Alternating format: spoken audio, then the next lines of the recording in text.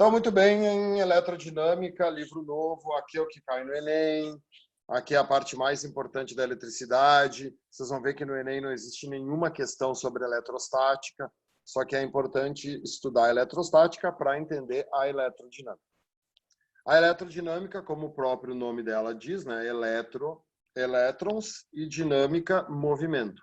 Então, eletrodinâmica é o estudo dos elétrons em movimento. A gente estava estudando eletrostática, que é o estudo da carga parada. A gente pode simplificar a eletrodinâmica dizendo, é o estudo da corrente elétrica. Eletrodinâmica estuda a corrente elétrica. O conceito de corrente elétrica é importantíssimo. E eu noto, quando eu estou dando aula, que muita gente tem um conceito errado do que é a corrente elétrica. A corrente elétrica é o movimento ordenado de partículas. A corrente elétrica tem que ser um movimento ordenado. Tem que ter ordenação. Então, olhem só. Vamos explicar a corrente elétrica a partir de um condutor metálico, um fio. Dentro desses condutores há muitos elétrons livres. Se lembram do conceito lá da aula do que é bom condutor, o que é isolante. Bom condutor tem elétron livre, descrevendo um movimento caótico. Então, tu pega um pedaço de bom condutor, um pedaço de cobre. Cara, dentro desse cobre tá cheio de elétron livre. Só que esses elétrons livres estão tudo louquinho. Tem um elétron livre andando para cima, tem um elétron livre para frente, tem um elétron livre na diagonal. Os elétrons não têm um ordenamento. Dentro do teu corpo, isso está acontecendo agora. O nosso corpo é um excelente condutor. Só que quando tu aplica uma diferença de potencial, tu cria um campo elétrico dentro do condutor. E aí esse campo elétrico ordena os elétrons, fazem os elétrons movimentarem-se numa certa ordem. E aí isso é a corrente elétrica. Então a corrente elétrica é o movimento ordenado de elétrons produzido por uma DDP. Pode até escrever isso aqui, ó. Né? Simplifica isso, ó. Movimento ordenado de elétrons produzido pela diferença de potencial. Mais tarde eu vou voltar para esse conceito, tá? Eu vou fazer um apanhado geral do que eu preciso que vocês saibam e mais tarde nós vamos voltar para essa parte inicial, porque essa parte inicial é a parte mais importante da aula. É o que vocês podem errar ou acertar dessa aula no Enem, por exemplo. Só que, na realidade, não é movimento de elétrons, é movimento de cargas. Em física que a gente só estuda o movimento de elétrons. Porque as cargas, elas podem ser elétrons ou podem ser íons. Então, tem dois tipos de condutores, tá? Os eletrônicos e os iônicos. A gente sabe que dentro do nosso corpo são íons, né, que andam. Bomba sódio e potássio para movimentar os músculos. É o íon de sódio, é o cátion, e o ânion de sódio e de potássio que andam. Então, quando tu tiver um condutor eletrônico, as cargas que se movimentam são os elétrons. Nos metais, nas luzes da tua casa, né? Dentro do teu chuveiro, é isso que a gente estuda. Quando a movimentação for de íons positivos ou negativos, os cátions e os ânicos, aí a gente chama de corrente iônica. A gente não estuda a corrente iônica em física, vocês estudam corrente iônica em química. O Pierre já deu, ou a Dani já deram pilhas e baterias. Né? Quando eles dão para vocês pilhas e baterias, tu vai estudar basicamente uma corrente iônica. A primeira coisa importante dessa aula é o sentido da corrente elétrica. Como é que funciona isso aqui? É uma convenção. Convencionamos o sentido do movimento das cargas positivas. Então, olha só. Em eletricidade, a gente vai começar a aprender bastante agora simbologia. Primeiro, só existe corrente se existe DDP. A DDP é representada por dois traços, um pequeno e um grande. O pequeno e o grande representam o potencial maior e o potencial menor. Então a gente costuma dizer assim, ó, o grande é o positivo e o pequeno é o negativo. Mas eu já gostaria que vocês entendessem que não precisa ser necessariamente assim, tá? Por que é um risco grande e um risco pequeno? Porque é o potencial maior e o potencial menor. Não precisa ser um positivo e um negativo. Pode ser os dois positivos, desde que exista uma diferença de potencial. Para te ter corrente elétrica, tem que ter DDP. Pode ser dois positivos, mas um tem que ser diferente do outro. Esse desenho que eu fiz aqui é um circuito aberto. Então já comecem a se acostumar, né? O que é isso aqui? É uma pilha, tá? Ó, todo mundo já viu uma pilha. Uma pilha tem o pistolinzinho e tem a bundinha. Nós vamos falar muito em pilha em elerodinâmica. O pistolinzinho da pilha é sempre o polo positivo e a bundinha da pilha é o polo negativo. Então, tu tem uma pilha desligada. Esse desenho, né? Esse desenho aqui é o mesmo desenho. Para mim surgir corrente elétrica, eu tenho que ligar um resistor entre o positivo e o negativo. Agora eu construí um circuito fechado. Agora eu vou ter uma corrente elétrica. Então, nós vamos representar o nosso resistor aqui por um fio. Imaginem aqui que vocês têm um fio de cobre, um fio de ferro, qualquer coisa. E aí eu conecto esse resistor à minha DDP, à minha pilha. Tá, e aí eu fiz um circuito fechado. Então, olha o raciocínio. O que tem aqui dentro desse resistor? Um monte de elétrons. Como é que esses elétrons estavam? Organizados ou desorganizados? Desorganizados. Quando tu ligou essa diferença de potencial no condutor, tu cria aqui um campo elétrico. Esse campo elétrico ele é instantâneo e ele vai organizar os elétrons. Os elétrons, eles vão da onde para onde? Os elétrons, eles vão do negativo para o positivo. Então, o sentido da corrente elétrica foi convencionado como sendo o movimento da carga positiva. O que acontece? É ao contrário. Então, olha só. Os elétrons que saírem do negativo, esse sentido aqui, ó, que sai do negativo, a gente chama de IR. O que é IR? IR é corrente real. É o que realmente acontece. Só que todos os exercícios serão resolvidos com a corrente saindo do polo positivo. Para nós, a corrente sempre sai do potencial maior. Esse é o I. A letra que representa a corrente é a letra I minúscula, de intensidade de corrente. Esse sentido se chama corrente convencional.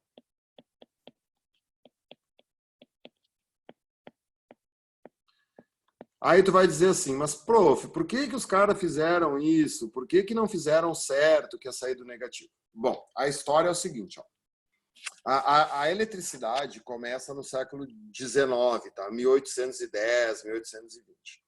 O elétron ele foi descoberto em 1912, 100 anos depois. Os caras passaram 100 anos achando que quem andava era carga positiva.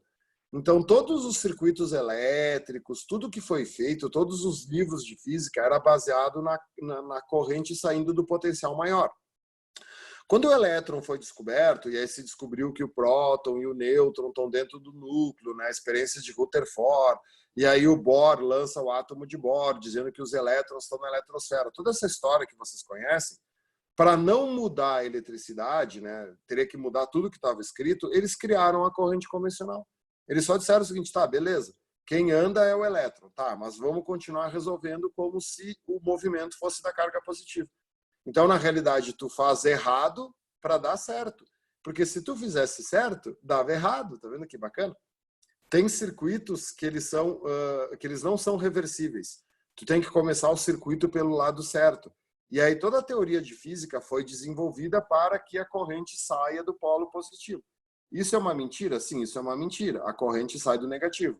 Mas como todas as leis foram baseadas no movimento do positivo, se tu fizer saindo do positivo, sempre vai dar certo, tá? Então não te estressa com isso. É só saber que isso aconteceu porque eles achavam que quem andava era a carga positiva, depois que se descobriu que o positivo não anda. Beleza? Não precisa te preocupar com isso. Mas é bom saber a história. Vou limpar. Como é que se calcula a intensidade da corrente elétrica? Então, vamos para a primeira fórmula da eletrodinâmica. Por isso que a corrente elétrica é representada pela letra I, porque é intensidade. A intensidade da corrente elétrica é a quantidade de carga que passa no condutor pelo tempo. A corrente é sempre medida em amperes, a carga é em coulombs, o tempo é em segundos. Só que ninguém decora a fórmula assim, tá? A gente acaba não decorando a fórmula isolando a corrente, porque é mais fácil de isolar a carga. É a mundialmente famosa KIT. Quantidade de carga é corrente vezes tempo. E aí, claro, se tu isolar a corrente, tu vai ter carga sobre tempo. Então, o melhor jeito de decorar é o KIT. A carga sempre em coulombs, a corrente sempre em ampere e o tempo sempre em segundos. Então, notem que coulomb é ampere vezes segundo. Coloquei aqui para vocês uma lembrança dos prefixos. Aqui a gente vai começar a usar muito prefixo. Já estava usando lá em eletrostática, mas aqui é cada vez mais, tá? Mili e micro, né?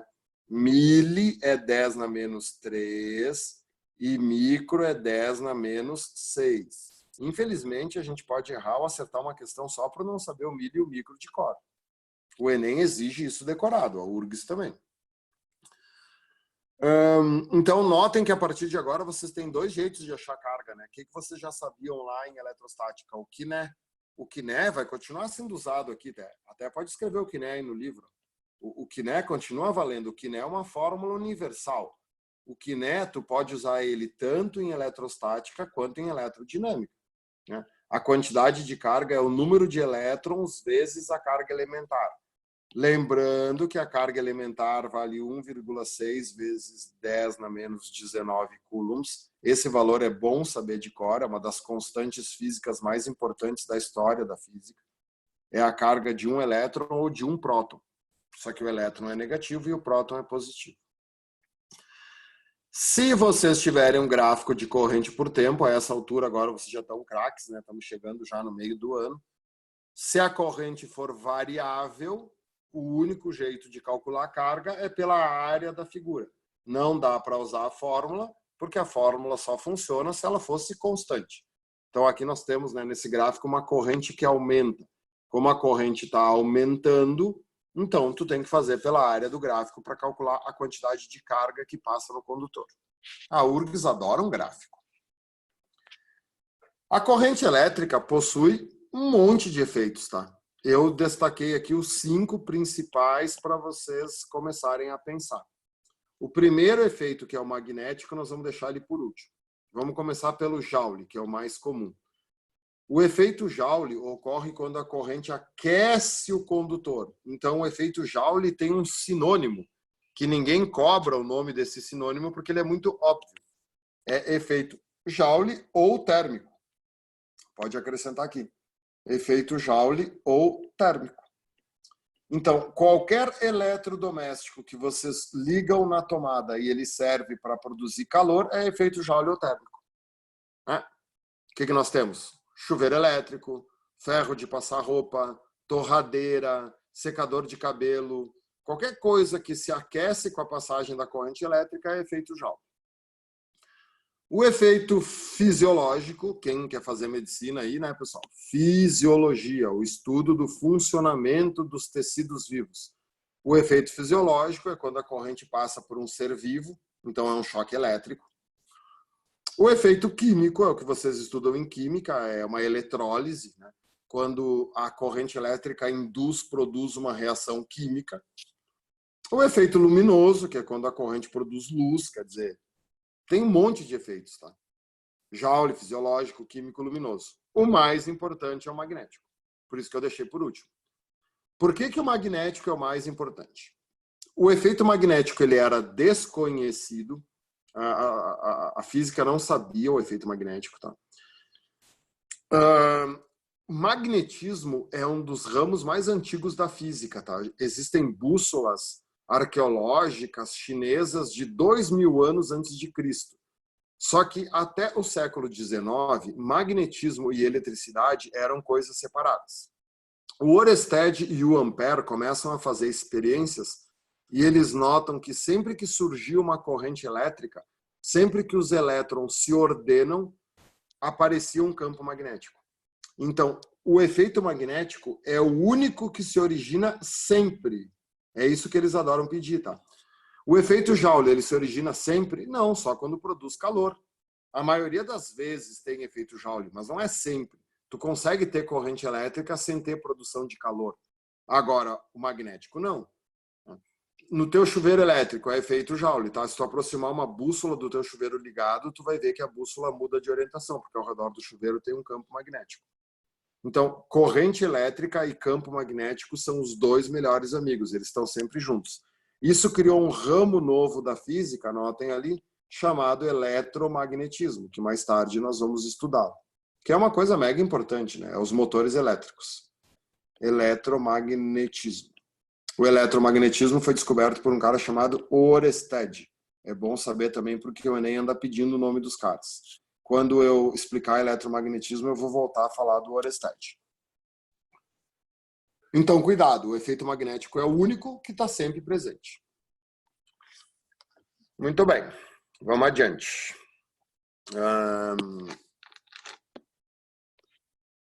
Tem dois tipos de corrente, a corrente contínua e a corrente alternada. Vocês vão ver que em eletricidade, esse conceito não afeta em nada a tua vida. Agora, em magnetismo, nossa, isso vai ser fundamental. Tanto é que quando eu for explicar magnetismo, eu vou ter que voltar para essa página aqui para lembrar vocês, se lembram que a gente estudou que tem duas correntes, a contínua e a alternada?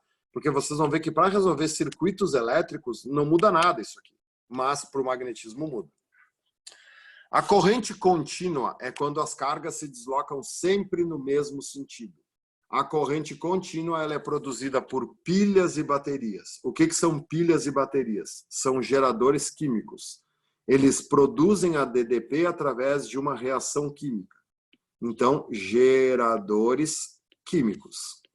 Sempre que a corrente for produzida por um gerador químico, ela vai ser contínua. Então, todas as coisas da tua vida que funcionam por pilhas e baterias usam corrente contínua. O controle remoto da TV, o teu celular, sei lá, uma lanterna, qualquer coisa que a energia seja gerada por pilha e bateria trabalha com corrente contínua. Olha o gráfico. A corrente não tem inversão de sentido, ela está indo sempre para o lado positivo. Ou, claro, ela poderia ser sempre para o lado negativo. Tem que ser sempre no mesmo sentido. A corrente alternada, conhecida como CA, é a corrente das nossas casas, porque é a corrente que vem das usinas hidrelétricas. As cargas mudam periodicamente de intensidade e sentido. A corrente fica forte, fica fraca, vai e volta. No Brasil, a frequência dessa corrente é 60 Hz. Já é bom saber isso. Frequência no Brasil, 60 Hz. Por exemplo, os Estados Unidos e Uruguai é 50 Hz. Muda de país para país. Mas a maioria adotou os 60 Hz. Então, na nossa casa, a corrente vai e volta 60 vezes por segundo. Não se esqueçam que Hertz é número de ciclos por segundo. Olha o gráfico. Ela vai do positivo para o negativo, para o positivo. O gráfico é uma senoide, porque ela inverte o sentido.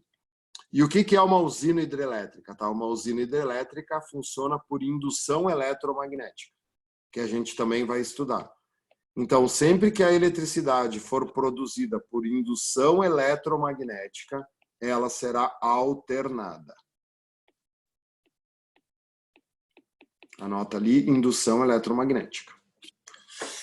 E não deixa as questões te enganarem, tá? Claro que aqui eu vou fazer a pergunta, mas eu já vou desenhar no lugar certo, então não tem como errar, né? O gráfico que eu vou fazer agora é um gráfico de corrente contínua, tá vendo? Tanto é que eu botei no corrente contínua. Olha só, gráfico de corrente por tempo, né? Olha o gráfico que eu vou fazer um senoide. Só que eu vou fazer um senoide que não atravessa o eixo do tempo, né? Então, olha só, nesse gráfico existe ou não existe inversão de sentido? Não. Esse gráfico está sempre no sentido positivo, né? Então, essa corrente aqui é uma corrente que ela está aumentando e diminuindo de intensidade. Ela está ficando forte, depois ela está ficando fraca. Depois ela está ficando forte, depois ela está ficando fraca. Mas não tem uma inversão de sentido. Então, esse gráfico é de corrente contínua. Para ser corrente alternada, tu tem que alternar entre o sentido positivo e o sentido negativo. Você lembram lá de cinemática, né? Tu só inverte o sentido quando tu passa do positivo para o negativo. Ó, uma pequena revisão aqui, não precisa copiar isso. Só para a gente rever, né? Cinemática nunca te abandona. Tu tem um gráfico de velocidade por tempo. E aí o carro faz, né, de um carro. Aí o movimento do carro é assim. Esse carro inverteu o sentido? Não. Essa velocidade é sempre positiva. Isso aqui é um carro que acelerou, depois freou e parou. Ele nunca inverteu o sentido. Isso aqui pode ser um carro entre duas sinaleiras. Para ele inverter o sentido, ele teria que passar para o lado negativo. Aí sim, né? Porque daí ele foi do sentido positivo para o sentido negativo. Então, no gráfico, tu só inverte o sentido quando tu cruza o eixo do tempo. Beleza? Muito bem, então, fora isso aqui, né? Só uma revisão. Agora a gente começa com os resistores. Vocês viram que um dos efeitos mais importantes é o efeito Joule. Então, o que a gente acaba fazendo na nossa casa, tá? Nos nossos circuitos? A gente simplifica o circuito e transforma tudo em resistor. Qual é o conceito de resistor? O que é um resistor? O resistor é qualquer coisa que se aquece, que esquenta com a passagem da corrente elétrica. O resistor é feito para produzir efeito Joule. Então, tudo que tiver na tua casa que se aquece com a corrente elétrica é um resistor. O símbolo do resistor é um raiozinho com R em cima ou é uma caixinha com R no meio. Quem já estudou circuitos, isso é todo mundo já viu um resistor na vida. A gente vai cansar de desenhar resistor. E aí nós temos as leis de Ohm. Primeiro tem que saber a DDP, a relação entre DDP e corrente, para entender as duas leis de Ohm. A fórmula mais importante da eletrodinâmica. URI. U é igual a R vezes I. A diferença de potencial medida em volts é igual à resistência, sempre medida em ohms. Já coloquei aqui, ó. É um ômega, é a letra ômega, é o ômega maiúsculo. Parece uma ferradura, né, de cabeça para cima. E a corrente sempre medida em amperes. Observem vocês que o U é a mesma coisa que o VAB, tá? O U é a DDP. O U é a DDP ou a tensão.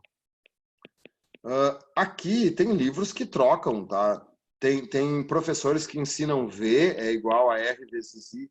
Aí, em vez de decorar URI, decora quem vê ri. Tem livros que trazem VAB igual a R vezes I. Te lembra que DDP era VAB?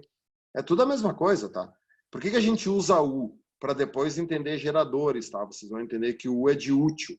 Então é melhor usar URI. Modernamente, quase todos os livros usam URI. O outro motivo de transformar o VAB em U é que para te escrever o VAB tem que fazer 3 letras. Né? É que assim, ó, em eletrostática, o VAB é muito importante. Em eletrostática, o que é VAB? Não precisam copiar isso. Ó. VAB é VA menos VB. E aí, em eletrostática, VAB e VBA, por exemplo, são coisas diferentes, né? O que é VBA? É o VB menos o VA. Então, para a eletrostática, se a carga vai do A para o B ou se a carga vai do B para o A, muda o trabalho. O trabalho pode ser positivo, o trabalho pode ser negativo. Aqui não interessa. A eletrodinâmica ela é mais simples que a eletrostática, ela tem menos detalhes. Então, como não interessa se está indo ou se está voltando, a gente não usa o VAB, a gente usa U. Mas o U e o VAB são a mesma coisa, tá? Então, se teu professor na escola ensinou quem vê ri, ou ensinou VAB igual a R vezes I, tu te acostumou a usar assim, continua usando e seja feliz. E claro, se tu isolar a resistência, fica que a resistência é U sobre I. É a mesma fórmula, só que aqui o que eu fiz? Eu só isolei o R. Então, a resistência de um condutor é a voltagem dividido pela amperagem. Mas, eu vou até deixar... Tudo bem que está na fórmula ali, mas eu vou deixar escrito separado, né? Volt é ohm vezes ampere. Isso é bem importante. Se tu multiplicar resistência por corrente, ohm vezes ampere, tu tem o volt. Um cara chamado Ohm, no século XIX, começou a estudar resistores. Começou a estudar corrente elétrica e acabou criando 2 leis. Nem foi ele que criou as leis, né? Foram físicos posteriores que estudaram o que ele fez. E aí chamaram de leis de Ohm em homenagem aos estudos dele. A primeira lei de Ohm é bem simples. A primeira lei de Ohm, o Ohm percebeu o seguinte, tá? Olha só, vou usar esse espaço em branco que tem aqui em cima. Não precisa copiar isso que eu vou mostrar. Tu pega uma DDP, tá? Tu pega uma diferença de potencial e tu liga um resistor nessa DDP. Foi isso que o Ohm começou a fazer em laboratório. Daí aqui eu tenho 10 volts. Aí ele media a corrente. Aí ele via que a corrente, aquela que sai do positivo, era uma corrente de 2 amperes. Tá, daí era só aplicar a URI, né? E aí o U valia 10, a resistência eu quero saber, e o I vale 2. Tá, então a resistência deu 5 ohms. Aí o que ele fazia? Ele dobrava a voltagem. Vamos passar a voltagem para 20 volts. Quando ele passava a voltagem para 20 volts, alguns resistores, o que aconteceu com a voltagem? Dobrou. Dobrava a voltagem, dobrava a corrente. A corrente que era de 2 amperes passava para 4 amperes. Ué, se aqui passar para 20, né, e o resistor, a corrente passar para 4, a resistência continua valendo 5. Então ele notou que tinha resistores que um aumento ou uma diminuição na DDP ocasionava o mesmo aumento e a mesma diminuição de corrente. Qual era a conclusão? Esses resistores mantinham a resistência dele constante. A resistência dele era sempre a mesma. A gente diz hoje que esse resistor é chamado de resistor ôhmico. O que é um resistor ôhmico? É um resistor de resistência constante. O valor da resistência é sempre a mesma. No ensino médio, nas provas de vestibular, você só estuda resistores ôhmicos.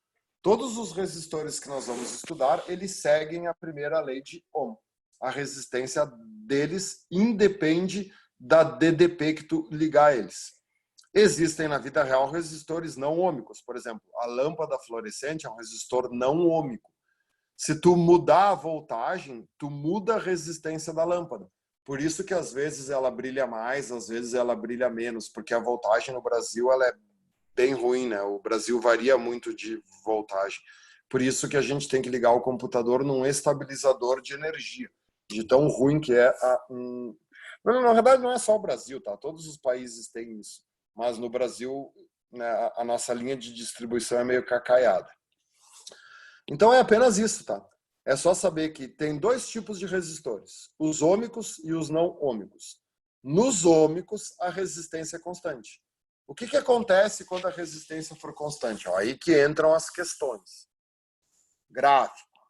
Se vocês fizerem um gráfico de U em volts por I em ampere de um resistor ôhmico, obrigatoriamente o gráfico vai ser uma reta.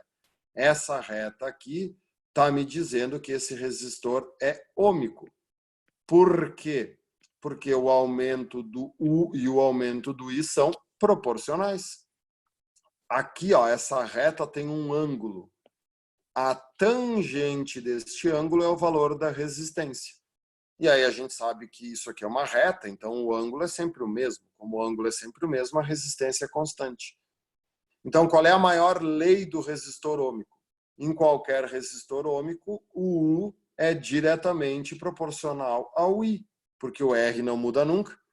Então, se a voltagem dobrar, a amperagem dobra. Se a voltagem diminuir 20 vezes, a amperagem diminui 20 vezes. A diferença de potencial e a corrente são diretamente proporcionais. Existem resistores não ôhmicos? Existem. Vocês têm que saber isso só por curiosidade, para responder questões teóricas. Mas vocês não vão estudar circuitos comigo não ôhmicos, porque no vestibular só cai circuito ôhmico. Então, olha para esse gráfico aqui, né? Tu tem um gráfico de U por I e tu tem uma parábola. Como é que o Faé ensinaria para vocês isso aqui? Isso aqui seria uma função crescente ou uma função decrescente? Concavidade voltada para cima, né? Função crescente. Então, esse resistor é não ôhmico crescente. Não ôhmico crescente. Quer dizer, à medida que o tempo passa, à medida que a corrente aumenta, a resistência também está aumentando. Do outro lado, ao contrário, é uma função decrescente. Então, esse resistor é não ôhmico decrescente. Não ôhmico decrescente. Nesse resistor aqui, a resistência dele está diminuindo. Só assumir o I aqui, tá? Acrescentem ali, né? Que é sempre o gráfico de U por I. Beleza? Então, olha que simples. O que é a primeira lei de Ohm? Todos os resistores que são constantes são ômicos. Então, os resistores que seguem a primeira lei de Ohm são os resistores ômicos. O valor da resistência vai ser sempre o mesmo. Vocês vão ver mais adiante umas questões de vestibular, tá? Que pedem o seguinte, ó, só quero deixar isso bem claro. O URI não é a primeira lei de Ohm, tá? Tem gente que acha assim, ó, não, a primeira lei de Ohm diz que eu só posso usar URI nos resistores ômicos. Não. O URI é uma fórmula universal. Tu pode usar o URI nos resistores ômicos ou nos não ômicos. Só que nos resistores ômicos, o valor do R vai ser sempre o mesmo. Nos resistores não ômicos, o R vai aumentar ou vai diminuir. Mas o URI é uma fórmula universal. O URI não é a primeira lei de Ohm. O URI é uma relação entre corrente, DDP e resistência. A primeira lei de Ohm diz que resistor ômico é aquele que tem resistência constante. Isso é a primeira lei de Ohm. O URI, ele não veio da primeira lei de Ohm. Cuidem com isso. Beleza? Vamos adiante. Reostato. Reostato aqui é só para vocês saberem o símbolo, tá? Porque isso vai cair depois nos circuitos. O reostato é um resistor de resistência variável. Reostato é um resistor que a resistência dele varia. O símbolo do reostato é o mesmo símbolo do resistor, só que daí com uma flechinha atravessando o meio dele ou uma flechinha pegando ele por cima. Então, quando vocês enxergarem esses símbolos nos circuitos, isso aqui é um resistor que a resistência dele pode aumentar ou pode diminuir. Isso é uma coisa comum, prof? Mas claro, tudo na casa de vocês que tu pode aumentar ou diminuir a temperatura tem um reostato. Se tu tem chuveiro elétrico, dá para deixar o chuveiro elétrico mais quente ou mais frio? Sim, então lá dentro tem um reostato. O teu secador de cabelo tem 1, 2, 3 velocidades, dá para deixar ele mais quente, mais frio, mais forte, mais fraco? Sim, então lá dentro tem um reostato. O ferro de passar roupa, dá para mudar a temperatura do ferro mexendo ali no botão? Sim, então aquilo é um reostato. Tudo que tiver variação de potência, dentro tem um reostato. E aí nós chegamos na segunda lei de Ohm. Talvez a fórmula mais estranha da eletrodinâmica. O Enem adora a segunda lei de Ohm. E a URGS também. Eles adoram porque eles sabem que tem uma galera que esquece. Vai ter um monte de temas aí dessa aula para vocês brincarem com a segunda lei de Ohm. Tá, o que é a primeira lei de Ohm? O Ohm descobriu que tem resistores que a resistência é constante e que a resistência é variável. Beleza. O que é a segunda lei de Ohm? Foi a investigação que o Ohm fez para ver do que depende a resistência. Qual é que foi a primeira coisa que ele entendeu, que para nós hoje é óbvio? O material. A primeira coisa que influencia na resistência é a natureza do material.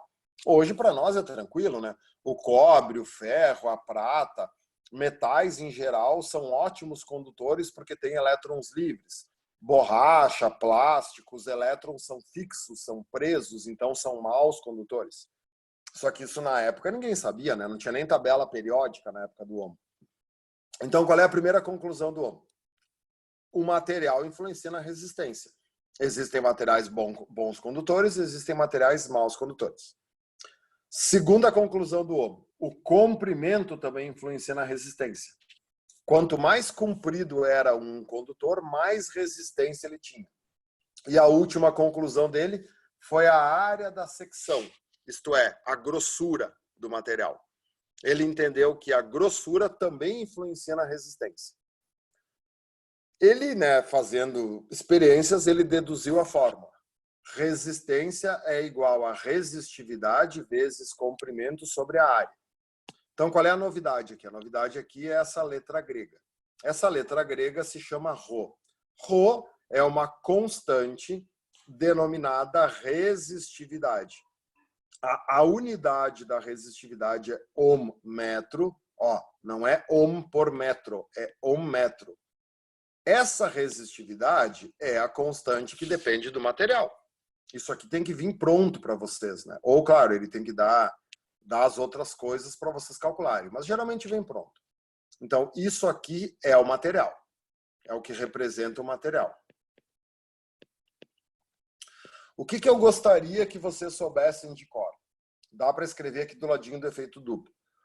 Tem questões cobrando os melhores metais para conduzir eletricidade. Quais são os 3 melhores? Ouro, né? Aurum, prata, argentum e o Cu, que é o cobre. A resistividade cresce assim, ó. O ouro é o melhor de todos, depois vem a prata, depois vem o cobre. Peguem a tabela periódica de vocês uma hora dessas e encontrem o ouro, a prata e o cobre, tá? Eu não vou botar agora aqui porque não quero perder muito tempo. Vocês vão ver que o ouro, a prata e o cobre estão na mesma coluna. Se vocês olharem Linus Pauling, do ouro, da prata e do cobre, os 3 têm um elétron na última camada. Como eles têm um elétron na última camada, é muito fácil doar esse elétron. Esse elétron é extremamente livre. Por isso que o ouro, a prata e o cobre são os 3 melhores condutores que tem. Eles são melhores que o ferro, melhores que o alumínio. Isso não quer dizer que o ferro, que o alumínio, que o bronze também não sejam bons condutores, tá, pessoal? Só que esses são os 3 melhores. Tem questões que cobram isso. Voltando para a fórmula, então a gente está vendo que a resistência é diretamente proporcional ao ρ. Então, se o ρ aumenta, a resistência aumenta. Se o ρ diminui, a resistência diminui. Mas isso vai vir pronto para vocês. Qual é a outra coisa importante? O L. O que é o L? O comprimento. Então, a resistência é diretamente proporcional ao comprimento do fio. Quanto mais comprido for o condutor, mais resistência ele tem. E o R é inversamente proporcional à área. A resistência é inversamente proporcional à área. O que eu gosto de mostrar aqui, tá? O que eu gosto de explicar? Vocês podem pensar em espaço como se fosse água. Olha só. Imagina que vocês têm um cano, uma mangueira, tá? Bem fininha e bem comprida. Não precisa copiar isso aí no livro, tá? E aí tu quer que a água vá de uma ponta da mangueira até a outra, né? Tu quer que tenha uma vazão nessa mangueira. E aí tu tem uma mangueira bem curta e bem grossa. Aonde que vai ser mais fácil da água entrar numa ponta e sair na outra? É óbvio que é na curta e na grossa, né? Porque aqui tem muito espaço para a água passar. Eletricidade é a mesma coisa. O elétron, ele quer espaço. Se o condutor for muito fino e muito comprido, é difícil de chegar lá na outra ponta. Então, tu vai ter muita resistência. Se ele for curto e grosso, é fácil de chegar na outra ponta. Então, ele vai ter pouca resistência. Então, isso sim a gente pode anotar, tá? Isso é bacana, isso já foi questão de prova. Pode botar aqui embaixo, aí num canto aí, ó. Pode ser ali onde eu fiz o desenho, ó, ou aqui na frente, ó. Vou botar aqui, ó.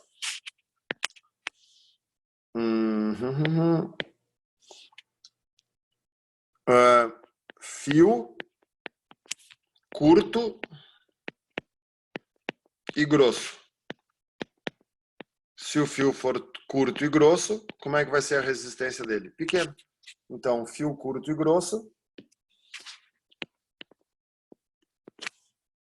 R pequeno. E aí, vice-versa. Fio curto e grosso, tu vai ter pouca resistência. Se o fio for fino e comprido, tu vai ter muita resistência. E aí tem que cuidar com uma coisa chamada efeito duplo.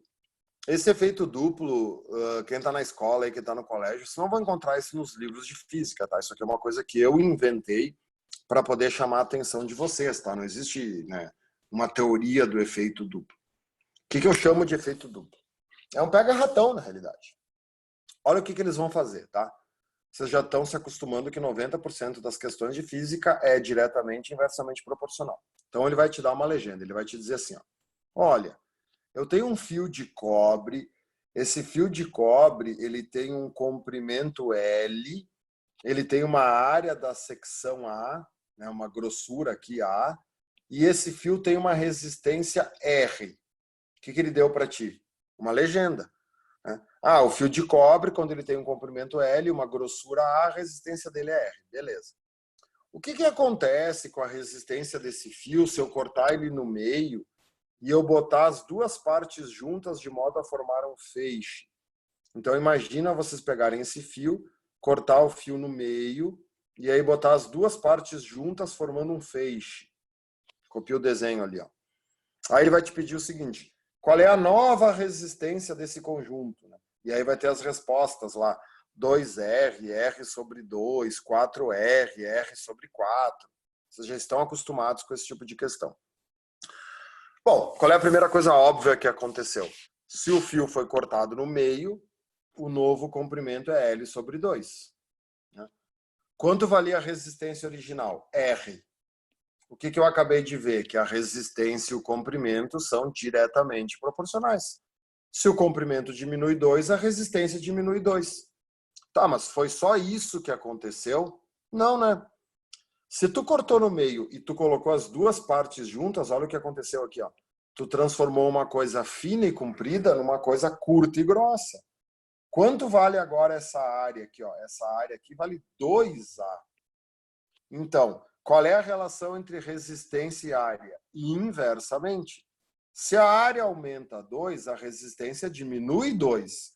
Então, essa resistência está diminuindo 2 e está diminuindo 2 de novo. Então, ela vai diminuir 4. Então, esse resistor aqui, esse feixe, ele tem 4 vezes menos resistência do que ele comprido. Porque tu modificou duas coisas. Tu modificou o comprimento e a área. Por que eu estou chamando a atenção disso, pessoal? Porque isso não vai ser muito claro nos exercícios, tá? Eles usam isso como pega-ratão. Por exemplo, sempre vai acontecer o efeito duplo? Não. Se eu dissesse para ti o seguinte, ó, esse fio foi cortado no meio e eu usei uma parte só.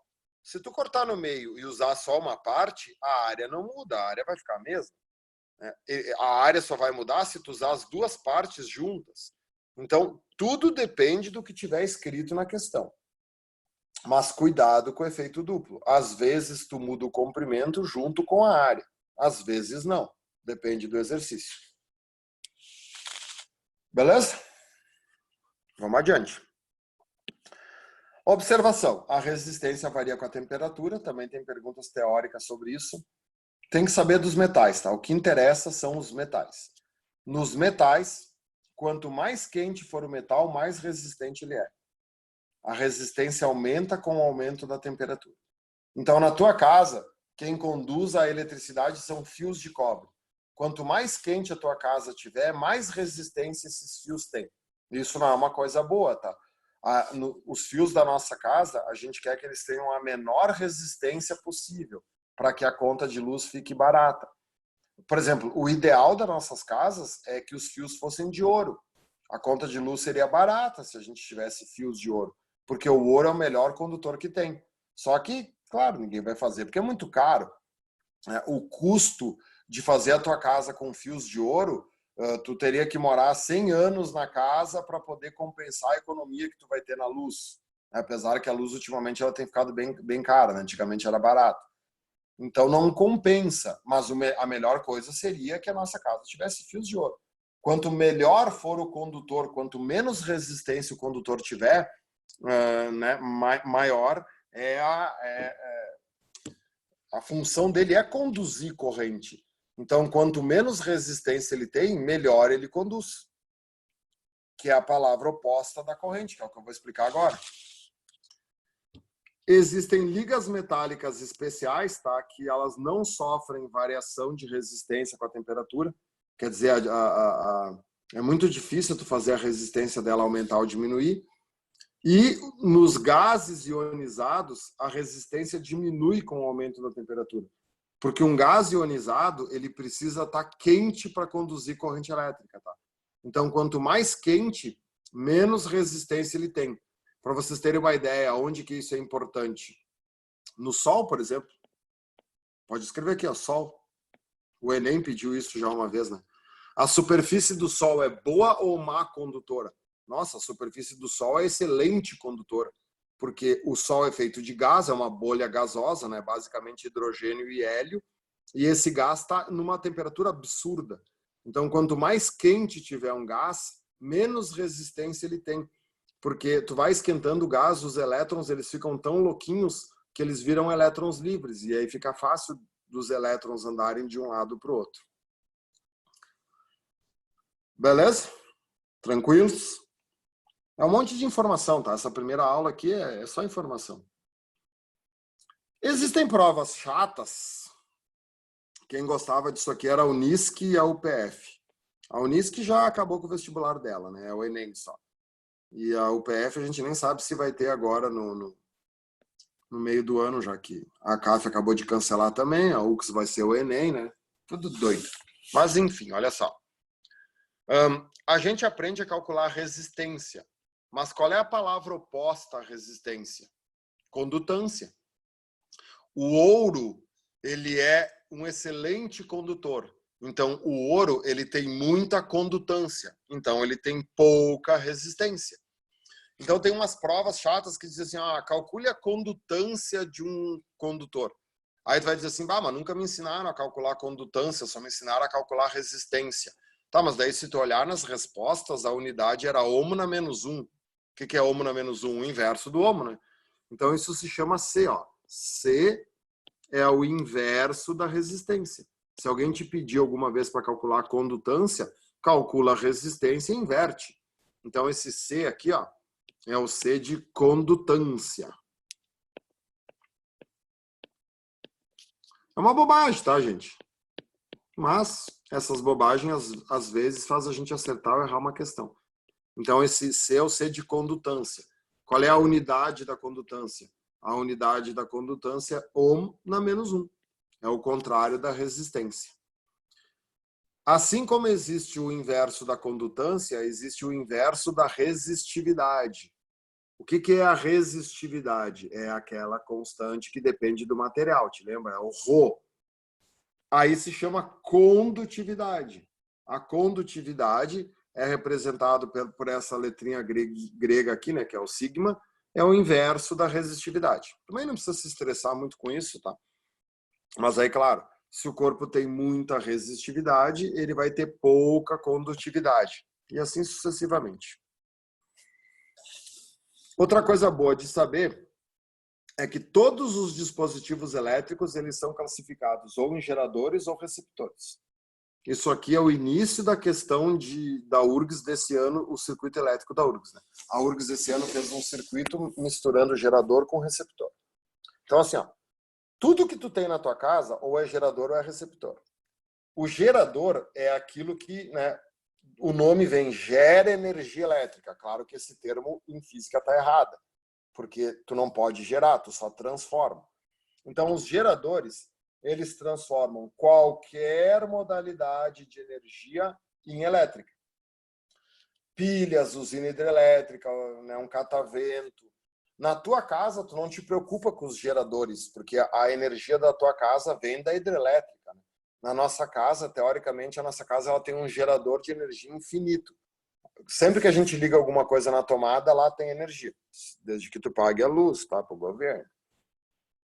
No teu celular, a energia não é infinita, né? No teu celular, tu tem que botar ele a carregar. Por isso que gerador é tudo que transforma qualquer energia em elétrica. E o receptor é o contrário. O receptor, ele recebe energia elétrica, então ele tem energia elétrica e ele transforma essa energia elétrica em qualquer outra energia. E aí os receptores, eles se dividem em resistivos e ativos.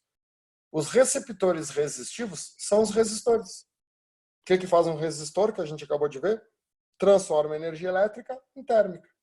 Então, lâmpada incandescente, aquelas lâmpadas antigas que esquentavam um monte, torradeira, chuveiro elétrico, ferro elétrico.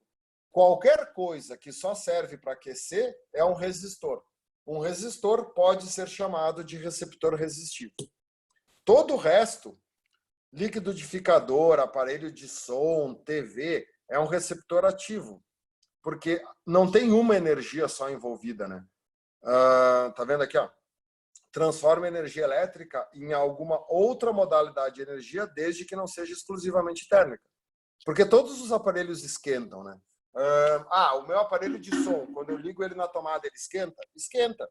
Então, quantas energias o aparelho de som transmite? vamos dizer assim, duas. Energia térmica, porque ele esquenta, e energia sonora, porque ele, né, cria som. A TV, energia térmica e energia luminosa. O liquidificador cria movimento. Então, ele gera energia térmica, porque ele esquenta, e energia cinética, porque as partes se movimentam. Então, o receptor que não serve só para esquentar é um receptor ativo.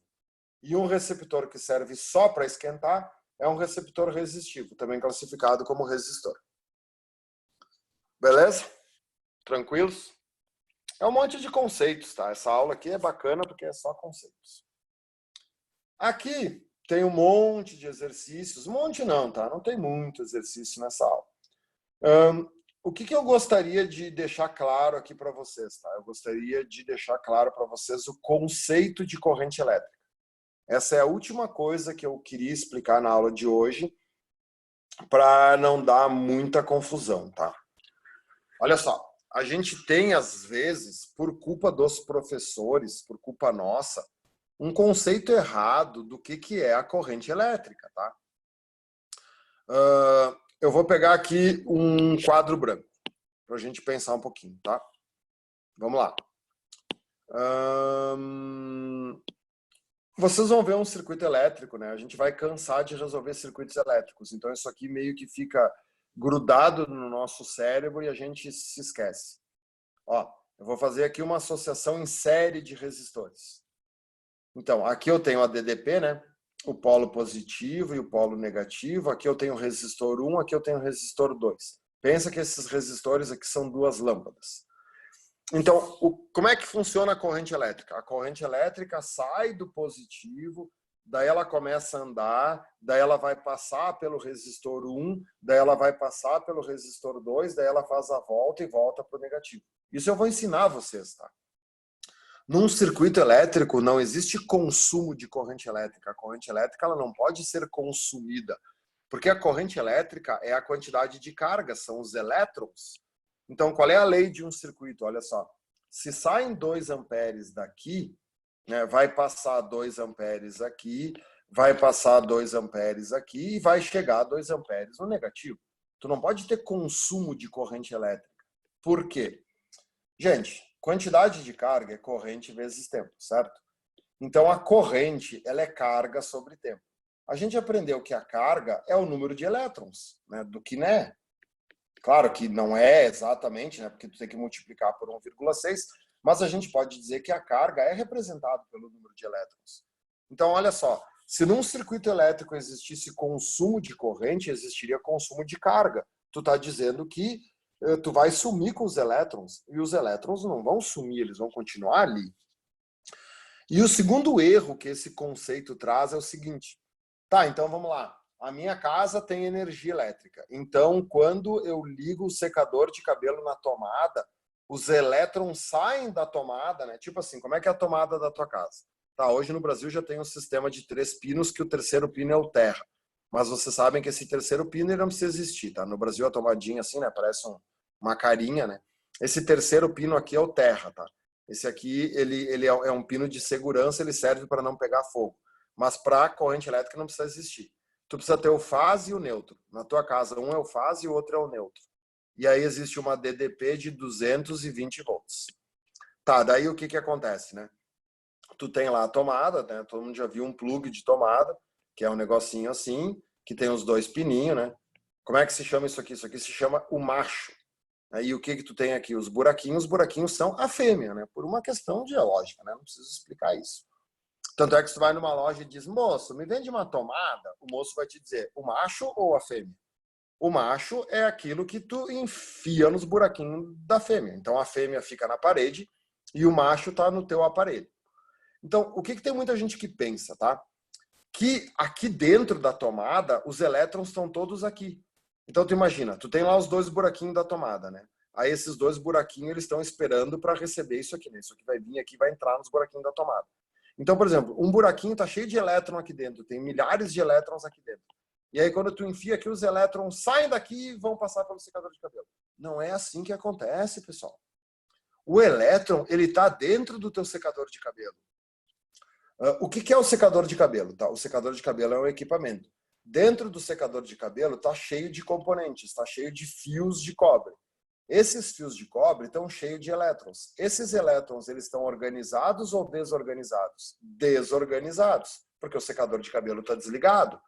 Então, quando tu liga o secador de cabelo na tomada, a DDP da tomada orienta os elétrons que já estão dentro do secador de cabelo. Então, a tomada ela não fornece elétrons pro equipamento, tá? O equipamento já tem os elétrons. A tomada fornece a diferença de potencial, fornece a energia. Por isso que a gente estudou eletricidade, eletrostática antes, tá? E aí essa energia, essa diferença de potencial orienta os elétrons que já estão dentro do secador de cabelo e o secador de cabelo funciona. A gente não pode pensar assim, ó, uma parte da energia que Caxias consome vem de Itaipu. Tá, então os elétrons, eles saem de Itaipu e eles viajam pelos fios até chegar em Caxias. Não. O que viaja pelos fios é a energia, não são os elétrons. Os elétrons já estão em Caxias. Quando tu liga, né, os fios que vêm de Itaipu aqui em Caxias, a energia que veio lá de Itaipu orienta os elétrons de Caxias, e aí fica tudo orientado. Então, isso aqui que a gente faz é uma representação. Quando a gente faz isso, a gente dá uma ideia errada que os elétrons saem, dão toda a volta e voltam, né, no circuito. Não é isso, tá? É os elétrons que estão aqui dentro que se ordenam, tá? Então, é só uma representação. Porque tem questões que confundem isso, tá? Ó, vou mostrar para vocês aqui, ó. Deixa eu limpar aqui. Volta lá para o livro. Por que eu estou explicando isso? Querem ver? Olha só. Deixa eu procurar a questão aqui que eu gosto. Que ela cria essa confusão. Pode ser até uma do Enem aqui. Tem uma do Enem que eu gosto e tem uma da URGS. Eu acho que eu coloquei essa questão nos complementares. Cadê tu? Esse livro aqui de eletrostática, ele é um livro que tem a teoria de eletrodinâmica. A teoria dele é curta e os exercícios é que são bastantes, tá? Então vão se acostumando que vocês vão ver as aulas sempre, né? Não tem muita teoria para estudar, mas a teoria é curta. Essa aqui, ó, achei. Olhem essa questão 32 da URGS, tá? Eu vou deixar vocês lerem, vou dar um pause aqui na gravação, quem está ao vivo. Quem está assistindo gravado, pausa a gravação e tenta fazer e depois olha a correção. Tá? Então vamos lá. Quem está no ao vivo aí, 2 minutinhos para tentar fazer essa. Vamos lá. Oi, voltamos. Então, assim, ó, apesar de ser uma questão simples, ela pode criar dúvidas, né? Ó, a figura abaixo representa um dispositivo eletrônico D conectado a uma bateria recarregável B, que o põe em funcionamento. I é a corrente que aciona a D. Então, sempre é bom imaginar a vida real. O que é o D? O D é o teu celular, né? É um dispositivo eletrônico conectado a uma bateria. Então, D é o celular. E o B é a bateria que fornece corrente, tá vendo? A corrente saindo do positivo. A URGS já deu o desenho pronto. Então, vamos lá. As cargas elétricas de I são consumidas ao atravessarem D. Não, né, pessoal? Acabei de explicar. Não existe consumo de corrente. Não tem como tu consumir cargas. O que tu consome é a energia. E tu nem consome a energia, tu transforma a energia. Então, esses conceitos são bem complexos. Então, a 1 está errado. Número 2. O processo de recarga não coloca cargas em D. Tu vê, o problema é o jeito que a gente fala, né? Ah, eu vou carregar a minha bateria. Meu celular descarregou. É tipo assim, né? Imagina só, tem gente que pensa assim, quando a bateria está carregada, ela está cheia de elétrons. Quando ela está descarregada, ela perdeu os elétrons. Não. Essa palavra carga quer dizer energia, né? O certo seria dizer assim, ó, vou energizar minha bateria. A minha bateria desenergizou. E não vou carregar e vou descarregar. É claro que o processo de recarga não coloca cargas em D. Olha o que vocês... né, tá certo, 2? Olha o que vocês estudam em química. O que faz uma bateria? Uma bateria transforma energia química em energia elétrica. Como que ela faz isso? Ela separa os íons. Então, quando tu carrega a tua bateria, tu faz todos os íons positivos irem para um lado, todos os íons negativos irem para o outro. A bateria está carregada.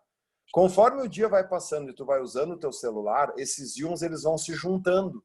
Então, a energia química da bateria vai diminuindo. Então, na realidade, carregar uma bateria e descarregar uma bateria é tu separar íons ou juntar íons. Então, tu não precisa carregar a bateria, tu não precisa botar íons lá dentro. Os íons já estão lá. Toda a carga elétrica que atravessa D origina-se em D. Errada também, né? Porque o D, a carga elétrica já está no D. O teu celular já tem os elétrons. Quando tu liga ele na bateria, o que a bateria faz? A bateria ordena os elétrons que já estavam no celular. Então, está errada a 3. Então, é apenas a 2. Notem que não é difícil, mas por causa do nosso dia a dia, por causa do jeito que a gente fala, a gente pode errar isso bem tranquilo, achando que a gente carrega a bateria e colocar carga na bateria. Valeu, pessoal. Era isso. É uma aula relativamente curta. Façam os temas. A próxima aula também é uma aula curta, é uma aula importante, mas curta. E aí vamos se preparando para entender circuitos elétricos. Se alguém tiver alguma dúvida, eu vou ficar disponível aqui para resolver questões. E bora lá. Obrigado, bom estudo, tudo de bom.